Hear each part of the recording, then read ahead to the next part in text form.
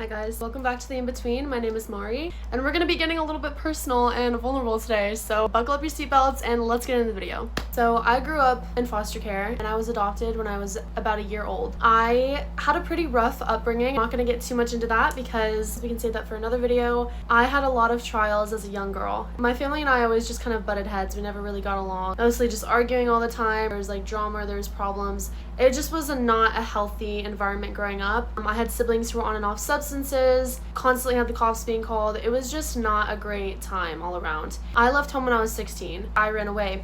And the reason that I did that is because I was going through a lot of things internally and emotionally on my own without the outside effects of my family and just everything involved with that. But I was just going through a lot and I didn't know how to handle that. Naturally, being the young girl that I was, the teenager, prefrontal cortex was not developed at this time. I did what I thought was best and I left. From the time that I was 16 up until I was 18, I lived in a teen shelter, and when I wasn't living in a teen shelter, I was in hotels or couch surfing. As a teenager, that was pretty rough. I dropped out of school to get my GED.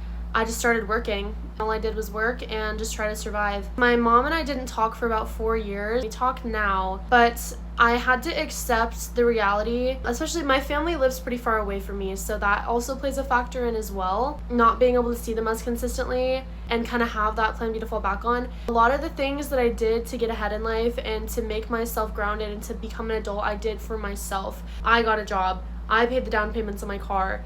I worked endlessly to try to do what I could to overcome my addiction, be a healthy individual. I'm not perfect, I will say that. I have many things I have to work on. But as a teenager navigating addiction, homelessness, I had to learn some really hard lessons, and we're about to get into that right now. Lesson number 1. Everybody that says no one is coming to save you, that is true. However, there are going to be people that God puts into your life that are going to love you and care about you and support you. Do not do what I did and push those people away because you think that you can do it better yourself. There's a lot of instances where I had a lot of handouts and I had a lot of opportunities to better myself in life, and I chose to neglect that and do my own thing, and that really burned bridges and damaged relationships with people around me. If there are people that want to help you get out of the rut that you're stuck in, please take their help. Please don't ignore them and just think that you have it all figured out and do your own thing, because you're going to crash and burn. I know because I did. Lesson number 2, be very careful of the company that you keep. There was a lot of instances through and in the beginning of my addiction issues that I probably would have not had as many problems had I been more selective with the types of company that I was keeping. When you're around people that have a specific lifestyle, naturally your lifestyle is going to coagulate with theirs. They're going to kind of like mesh. And if you don't want your life to mesh with people whose life you don't want yours to look like, cut them off. Lesson number 3, you are responsible for your life. You're responsible for the way that your life goes. You're responsible for your future. You are the caretaker of your body, of your mind, and of your health. Me being me, right? Everything encompassing who I am, I'm 100% responsible and accountable to maintain. If I don't like something, or if there's a certain output that I'm putting out that I don't like, why put my output in that? Don't put yourself in circumstances or situations you don't want the repercussions of, because you will get them. Also, another thing, make smart decisions, because your choices have consequences, whether that's good or bad. My brother has this saying that he likes to say that I personally have adopted. He says, Mari, it'll all come out in the wash. And that's true. I would be a hypocrite if I said that I haven't exposed myself. I haven't been embarrassed and humiliated around the people around me because of choices and decisions that I've made that haven't exactly been the best. All darkness eventually comes back to the light. You can only hide unhealthy parts of yourself for so long before they get exposed to all the people around you. Trust and believe your character will out you later down the line. So, if you don't want people to not trust you, don't make bad decisions and be an upfront person. And I'm telling you that because I learned the hard way. Just be honest with people. And honestly, even if it pushes them away, you're giving them the freedom to choose if they want to be a part of your life by being transparent with them. Anything outside of that is manipulation. Again, I learned the hard way. Please take it from me. Lesson number 4. Take care of your mind. I'm telling you this as someone who struggles every day to take care of my own. There's been a lot of trauma and experiences that I've faced that have shaped the woman that I am today, but also really negatively affected me psychologically. I would be lying if I said that the way that I've lived my life has kind of changed the way that I perceive other people and kind of redacted my mindset in ways that are not exactly healthy. I have a lot of really negative thinking spirals. I kind of just assume the worst about circumstances, and then I play out my life as if that's going to happen, and then I actually end up sabotaging myself and my future and my relationships because of that. I'm trying to own that. I'm trying to take ownership of that and fix that. I went on a walk today, had this epiphany that I want to share with you guys that really was helpful to me. I realized that I make a lot of self-destructive decisions when I'm feeling depressed or when I'm in a rut because I assume that's just where I'm going to be forever.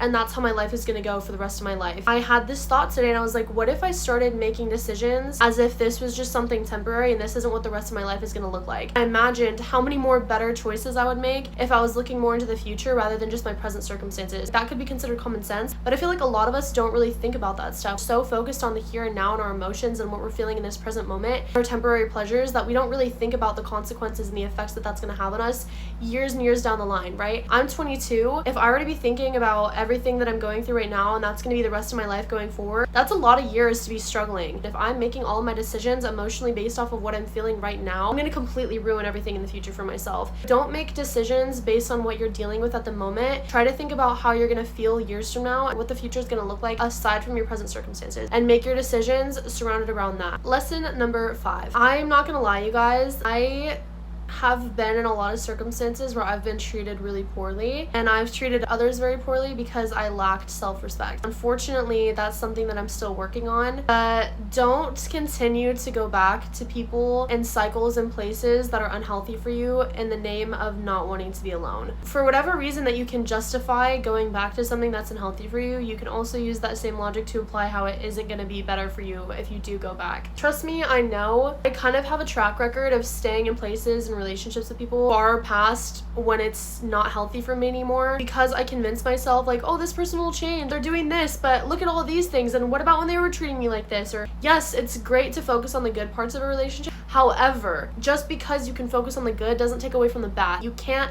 mix one or the other and make it that person's or that thing's whole personality. Like, if I'm completely good to you one day, an absolute asshole to you another day, I can't be black and white and just take like, oh yeah, but like they're so good, or oh yeah, like they're so bad. I have to look at both sides of the person and then mesh that within their character and decide if that's the type of person or place that you want to continue to be around. It's good to give people chances and want to work things out to the best of your ability, especially if you're in a relationship. Your goal should be to see that thing through no matter what. Learned my lessons, I've made mistakes, I'm a certified mistake maker. Also, additionally with that, don't base your life around everyone's perceptions of you. It's something that I've really struggled with in the past. I don't like people being mad at me. I don't like having problems with people. I don't like having conflict with people. I try to resolve it. I kind of have a bad habit of just like dropping people when things get hard and just walking away. Take accountability, own your part. Also understand that it's not your responsibility to live up to other people's expectations of you. If someone has a negative perception of you, that's none of your business, right? If you know that you're doing everything that you can to be the best person that you can be and right your wrongs, and if someone is still comparing you to your past and your decisions, if you know that you're not repeating that anymore, pay them no mind. Like, if there's one thing I've learned out of all the mistakes and poor decisions that I've made, sometimes you just have to take the L and be willing to be the bad guy in someone's story. Not everyone is gonna like you. Not everyone is gonna be on good terms with you. Sometimes closure doesn't fix things. Sometimes the only closure that you get is knowing that you tried your best at the end of the day. And as unfortunate as that is, no one wants to be the bad guy in anyone's story, right? No one wants to be on bad terms with anybody. No one wants to have beef. However, sometimes you just have to be okay with people thinking what they want to think of you and just moving on with your life. We've all done things we're not proud of. We've all made mistakes and done things that we knew were wrong. For real, you just gotta take the L and move on and try to be better after that. The 6th and final lesson, and this is probably the most important that I've learned, you do what you have to do to survive. I'm not talking about like selling drugs or nothing like that. No shade to the people that have done that. However, you have to do what you have to do. If that's walking to work, if that's taking the bus to work, if that's working at McDonald's, everybody starts at 0 and goes up. Sometimes you have to do what you don't want to do to get to where you want to be. When I was in that position, I didn't have the luxury of being picky about the types of work that I did, whether I wanted to go to work or where I wanted to go, because I was homeless. Like, I had to make a life for myself. I had to make it happen. I had to be the one to go out there and do what I had to do to get ahead in life, because no one was coming to do it for me, right? I just want to close out this video with some encouragement. As someone who's gone through things, like, there is another side to your past experiences and the trauma and the things that you've been through, and you don't have to be a victim to that. You have 2 choices. You can either be a victim to your past and let it make you miserable and consume you and ruin your future, or you can use it and use every single negative experience and trauma and horrible thing that you've been through and use it as motivation to catapult you into becoming the best person you could possibly be. The most successful people I've ever met in this life have gone through some of the worst things, and the only reason that they're as successful as they are is because they haven't allowed those things to make them a victim to their circumstances. You don't have to be a victim of your past, and you get to choose the type of person that you become moving forward in spite of everything that you've witnessed. That being said, peace out, God bless you guys, and I'll see you in the next one.